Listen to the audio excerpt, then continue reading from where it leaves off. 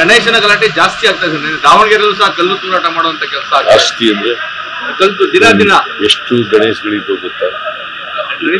ಎಷ್ಟಿದ್ದು Ganapati 60,000 incident ಆದ್ರೆ ನೂರಾರು ನಡೀತವೆ ಅಂತಂದು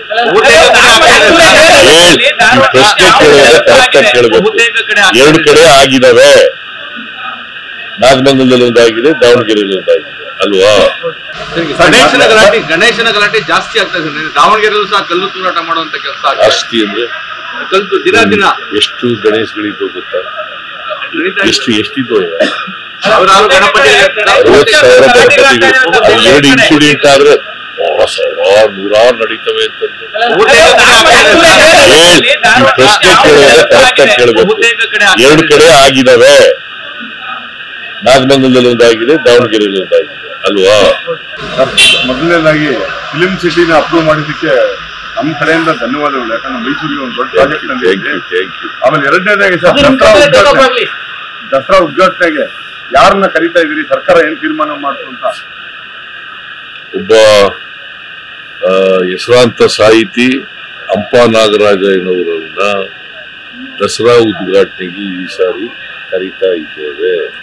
ಅವರಿಗೆ ಆಹ್ವಾನ ಕೊಡ್ತಾರೆ. ಜಿಲ್ಲಾ ಆಡಳಿತವರು ಮತ್ತೆ ಡಿಸ್ಟ್ರಿಕ್ಟ್ ಇನ್ಚಾರ್ಜ್ ಮಾದೇವಪ್ಪನವರು ಅವರಿಗೆ ಆಹ್ವಾನ ಕೊಡ್ತಾರೆ, ಅವರು ಕರೀತಾರೆ. ನನಗೆ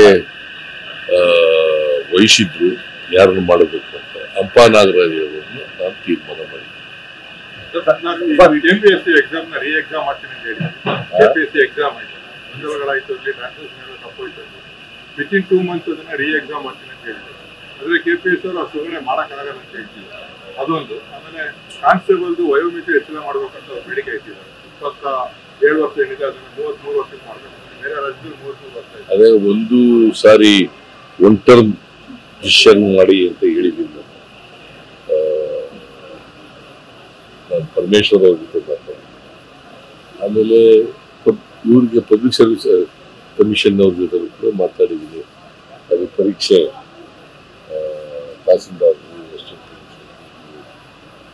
ಅದಕ್ಕೆ ಮಾಡಿ ಪರೀಕ್ಷೆ, ಬೇರೆ ಪರೀಕ್ಷೆ ಮಾಡಿ ಅಂತ. ಯಾಕಂದ್ರೆ ಕನ್ನಡದಲ್ಲಿ ಬಹಳ ತಪ್ಪಾಗಿದೆ. ಇಂಗ್ಲಿಷ್ ಇಂದ ಕನ್ನಡಕ್ಕೆ ತರ್ಜುಮೆ ಮಾಡೋದು ಬಹಳ ತಪ್ಪುಗಳಿದೆ. ಗಣೇಶನ ಗಲಾಟೆ ಜಾಸ್ತಿ ಆಗ್ತಾ ಇದೆ. ದಾವಣಗೆರೆಯಲ್ಲೂ ಸಹ ಕಲ್ಲು ತೂರಾಟ ಮಾಡುವಂತ ಕೆಲಸ ಜಾಸ್ತಿ ಅಂದ್ರೆ ಕಲ್ಲು ದಿನ ಎಷ್ಟು ಗಣೇಶಗಳಿದ್ದು ಗೊತ್ತಾ? ಎಷ್ಟಿದ್ದು ಗಣಪತಿ 60,000 2 ಇನ್ಸಿಡೆಂಟ್ ಆದ್ರೆ ನೂರಾರು ನಡೀತವೆ ಅಂತಂದು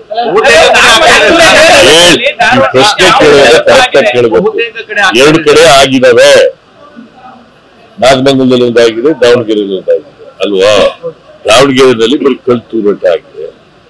ನಾಗಮಂಗಲದಲ್ಲಿ ಅಂಗಡಿಗಳೆಲ್ಲ ಸುಟ್ಟಾಕಿದ್ದಾರೆ. ನಾವು ಅದಕ್ಕೆ ಯಾರು ಪೊಲೀಸ್ನವರ ಕೈಲೂರಿದೆ ಅನ್ನೋದು ಗೊತ್ತಾಗಿದೆ. ಹಾಗಾಗಿ DYSP ನ ಇನ್ಸ್ಪೆಕ್ಟರ್ನ ಸಸ್ಪೆಂಡ್ ಮಾಡಿ.